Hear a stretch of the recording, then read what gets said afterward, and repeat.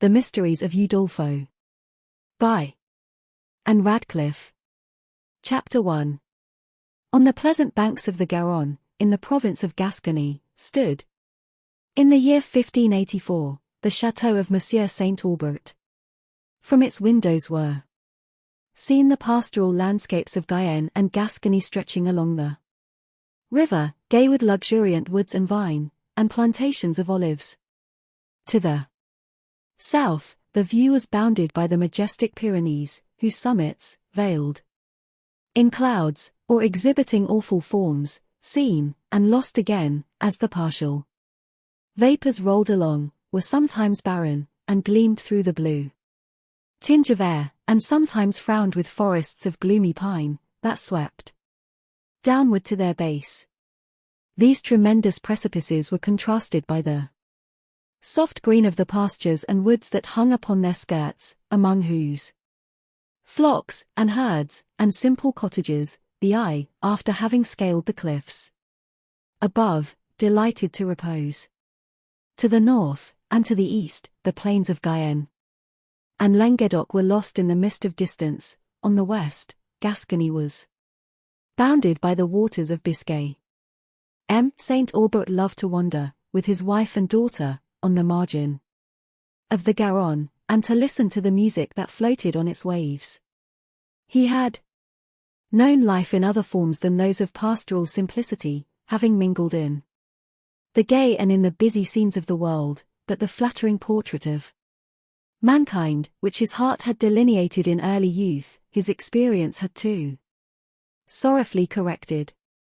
Yet, amidst the changing visions of life, his principles remained unshaken, his benevolence unchilled, and he retired from the multitude more in pity than in anger, to scenes of simple nature, to the pure delights of literature, and to the exercise of domestic virtues.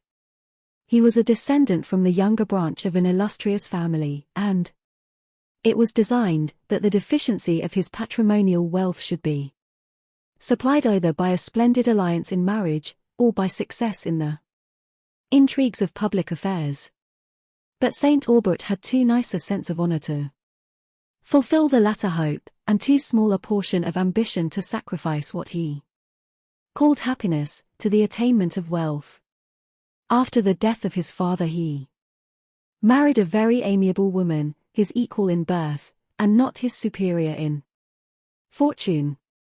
The late Monsieur Saint Aubert's liberality, or extravagance, had so much involved his affairs, that his son found it necessary to dispose of a part of the family domain, and, some years after his marriage, he sold it to Monsieur Quesnel, the brother of his wife, and retired to a small estate in Gascony, where conjugal felicity, and parental duties, divided his attention with the treasures of knowledge and the illuminations of genius. To this spot he had been attached from his infancy.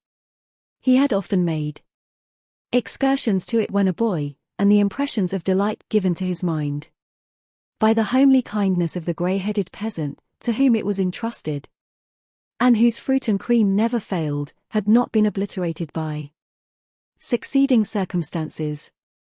The green pastures along which he had so often bounded in the exultation of health, and youthful freedom, the woods, under whose refreshing shade he had first indulged that pensive melancholy, which afterwards made a strong feature of his character, the wild walks of the mountains, the river, on whose waves he had floated, and the distant plains, which seemed boundless as his early hopes, were never after remembered by Saint Aubert but with enthusiasm and regret. At length he disengaged himself from the world, and retired hither, to realize the wishes of many years.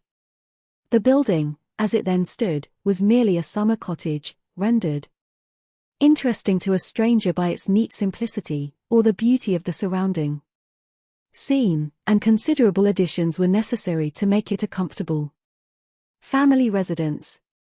Saint Aubert felt a kind of affection for every part of the fabric, which he remembered in his youth, and would not suffer a stone of it to be removed, so that the new building, adapted to the style of the old one, formed with it only a simple and elegant residence.